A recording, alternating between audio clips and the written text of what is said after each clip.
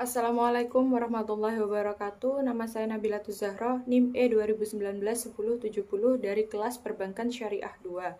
Di sini saya akan menanggapi video 3 teman saya untuk memenuhi tugas UTS dari Bapak Dr. Abdul Wadud Nafis, LCMEI dengan mata kuliah Ekonomi Makro Islam.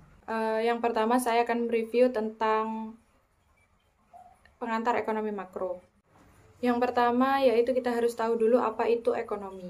Ekonomi itu berasal dari dua kata, yaitu oikos dan nomos. Oikos yang artinya rumah, nomos yang artinya tatanan. Jadi ekonomi bisa disimpulkan dengan sama atau seperti dengan manajemen rumah tangga. Lalu ada ilmu ekonomi. Apa sih ilmu ekonomi itu? Ilmu ekonomi yaitu cabang ilmu yang membahas tentang perilaku manusia yang memiliki sumber daya terbatas dan bisa mengelolanya dengan baik sehingga tercapai tujuan yang diinginkan.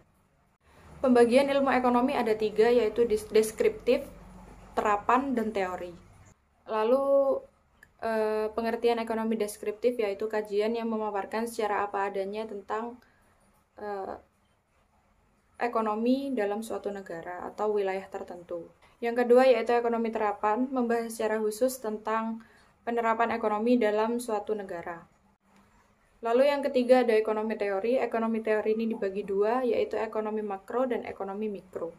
Di sini terdapat perbedaan antara ekonomi mikro dan ekonomi makro, di mana ekonomi makro itu merupakan ekonomi atau studi ekonomi tentang keseluruhan. Kalau ekonomi mikro itu dalam lingkup yang kecil. Ada konsep dasar ekonomi makro, yang pertama pendapatan dan pengeluaran negara, inflasi dan deflasi, uang dan fungsinya, keseimbangan IS dan LM, lalu ekspor dan impor. Lalu yang kedua, saya akan mereview tentang konsep dasar ekonomi Islam. Ekonomi di dunia ada 2 aliran, yaitu kapitalis dan sosialis. Beberapa juga ada yang menganut ekonomi kapitalis dan sosialis. Ada perbedaan antara ilmu ekonomi dan ilmu ekonomi Islam, di mana jika di dalam ilmu ekonomi itu hanya untuk kepuasan manusia, tetapi jika di ekonomi Islam untuk mencapai falah atau kebahagiaan zahir dan batin, untuk mencapai ridha Allah Subhanahu wa Ta'ala. Lalu ada beberapa perbedaan antara ekonomi Islam, ekonomi kapitalis, dan ekonomi sosialis. Di dalam ekonomi kapitalis dan sosialis, sumber hukumnya yaitu dari pengalaman manusia atau dari buku-buku dari ahli-ahli ekonomi. Kalau di ekonomi Islam, sumber hukumnya yaitu Al-Quran, As-Sunnah, Ijma' dan Qiyas. Untuk kepuasannya itu hanya untuk kepuasan jasmani saja jika di ekonomi kapitalis dan sosialis, tetapi di ekonomi Islam kepuasan itu juga untuk jasmani dan rohani. Lalu ada 4 sumber hukum ekonomi Islam. Yang pertama Al-Quran, As-Sunnah, Ijma' dan Qiyas. Al-Quran di mana semua aktivitas atau akad yang dilakukan oleh manusia itu harus bersumber dari Al-Quran. Yang kedua yaitu As-Sunnah, yaitu perkataan, perbuatan, dan semuanya yang dilakukan oleh Nabi dan para sahabat.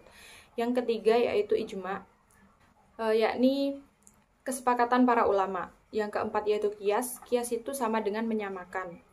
Menyamakan hukum yang sudah ada dengan hukum baru yang belum ada sumber hukumnya. Prinsip ekonomi Islam harus bersih dari maghrib. Maghrib yaitu maisir, gharar, dan riba.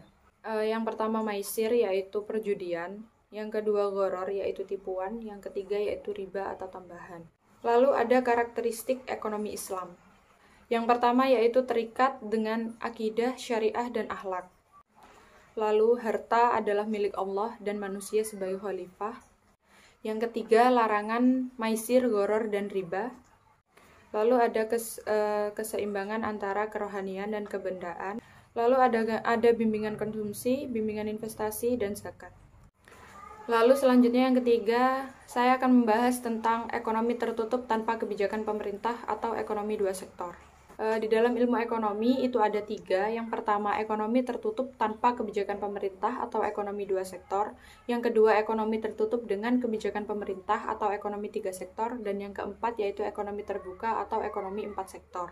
Di sini kita akan membahas tentang ekonomi 2 sektor atau ekonomi tertutup tanpa kebijakan pemerintah.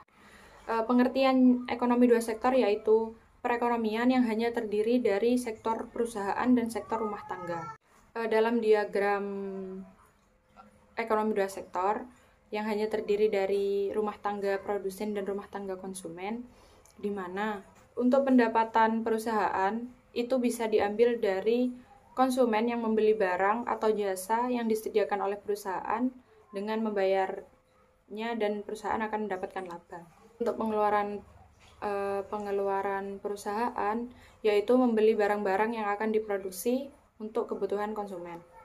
Lalu konsumen juga akan mendapatkan pendapatan jika perusahaan itu menempati tanah yang dimiliki oleh konsumen dengan cara membayar sewa. Lalu ada hubungan antara pendapatan dan konsumsi, di mana pendapatan rumah tangga adalah faktor terpenting untuk meningkatkan pengeluaran. Jika pendapatan rumah tangga naik, maka konsumsi rumah tangga akan juga naik. Atau sebaliknya, jika pendapatan rumah tangga turun, maka konsumsi rumah tangga juga akan menurun. Lalu selanjutnya ada investasi.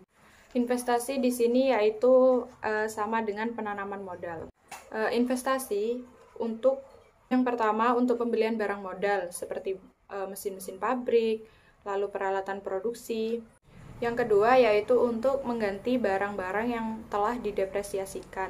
Di sini bermaksud barang-barang produksi yang sudah tidak layak pakai, yang sudah agak sedikit rusak, maka akan diganti dengan mesin-mesin baru. Yang ketiga yaitu pengeluaran untuk bangunan kantor, pabrik, dan lain-lain.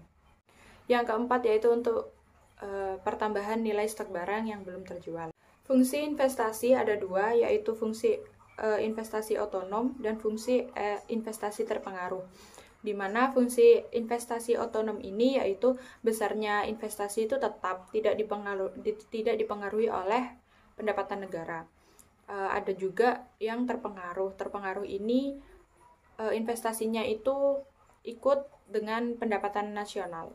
Jika pendapatan nasional turun, maka investasi juga akan menurun. Jika pendapatan nasional naik, maka investasi juga akan bertambah. Mungkin sekian yang dapat saya sampaikan. Kurang lebihnya mohon maaf. Wassalamualaikum warahmatullahi wabarakatuh.